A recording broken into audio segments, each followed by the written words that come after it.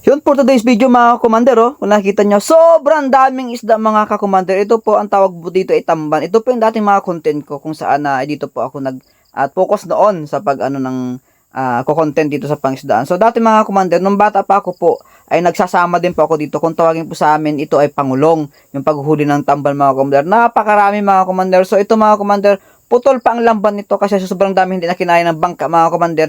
Pinutol nila yung kanilang lambat at iniwan nila tapos may kumuha lang na bangka upang kunin yung lambat mga commander. So sobrang daming isang tambal mga commander. Mga commander, nilatag na nila yung screen upang yun pang salo doon sa ilalim para pag pinagpag yung isda ay sasaluhin ng screen at hindi gaanong madurog yung isda kapag halimbawa kinuha dun sa screen mga kakomander. Napakarami mga kakomander. Oh, ang tawag po dyan ay titig. Ang daming titig dun sa lambat. Yan mga kakomander, napakahirap din ipagpag yan. Naalala ko nung bata ako. Ganyan din po talaga ako noon nung ako'y bata na sumasama ako sa bakulong mga kakomander. Napakahirap na trabaho ng mga kakomander. Ang iyong kuko ay pwedeng putol kung sa ano pang ay masugatan ka sa pagpapagpag ng isang tamban mga kakomander. Grabe yan mga kakomander. Napakahirap na trabaho yan.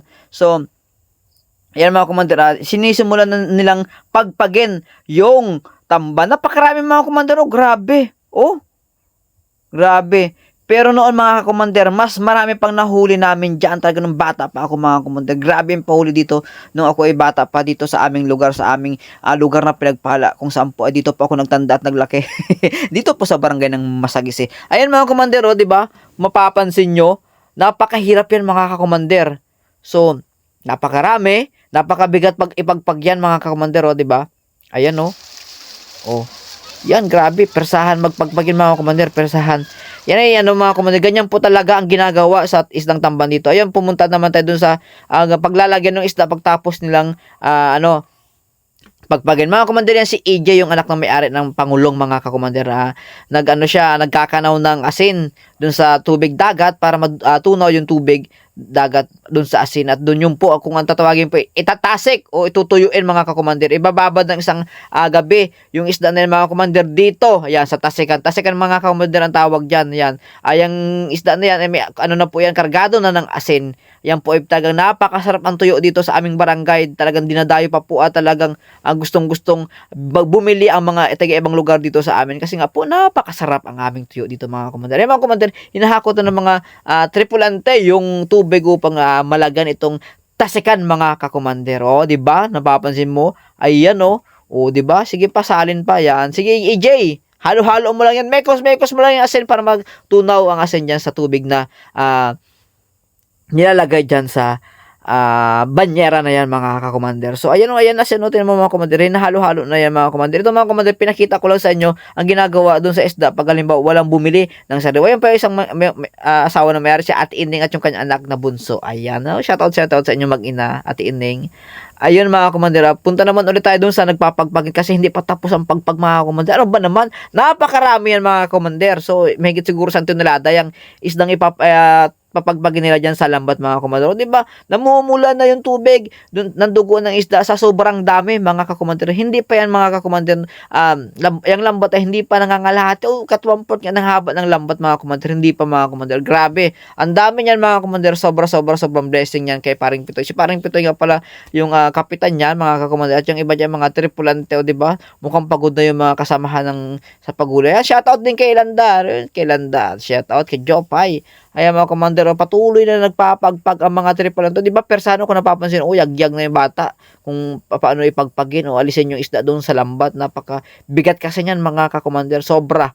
O ranas na ranas ko yan mga kakomander. So, ayun mga commander, puntahan naman natin yung paghahakot o pagdadakot ng isda. Ayan mga commander, kaya nga pala mga commander, pinagpag nila dyan sa tubig kasi nga para hindi gaanong madurog yung isda kaya sa tubig, sa may tubig nila pinagpag. Ganun po yung technique para mas lalong first yung isda kapag halimbawa tinasay. Kasi mga commander, iba yung pag-fresh yung isda tapos tinuyo, iba yung lasa. Kaya ganyan mga commander, o diba yan? So uwing, excuse me po, ayun.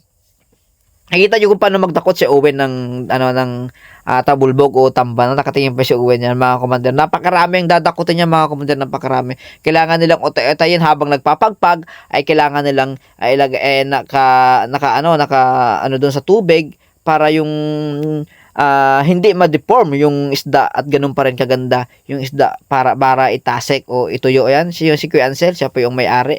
Ayan habang tinatanggal ng mga tripulante yung isda doon sa taas, ito naman si Owen ay yun, nagdadakot. So ayan, hinakotan nila. Napakabigat din yan mga komander ng trabaho sa bata na yan.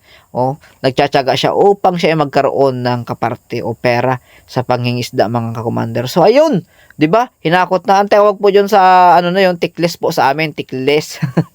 Tikles po ang tawag yan. So pupuntahan po natin yung kung saan dinadala yung isda upang tasikin o upang iproseso sa pagtutuyo mga kakomander. Napakabigat niya mga kakomander ang tiklis na yan. So, bata pa yun, so uwin pero nagbabanata ng buto para sa kanyang future. Syempre, kailangan yun Ala, sige, yan naman si EJ.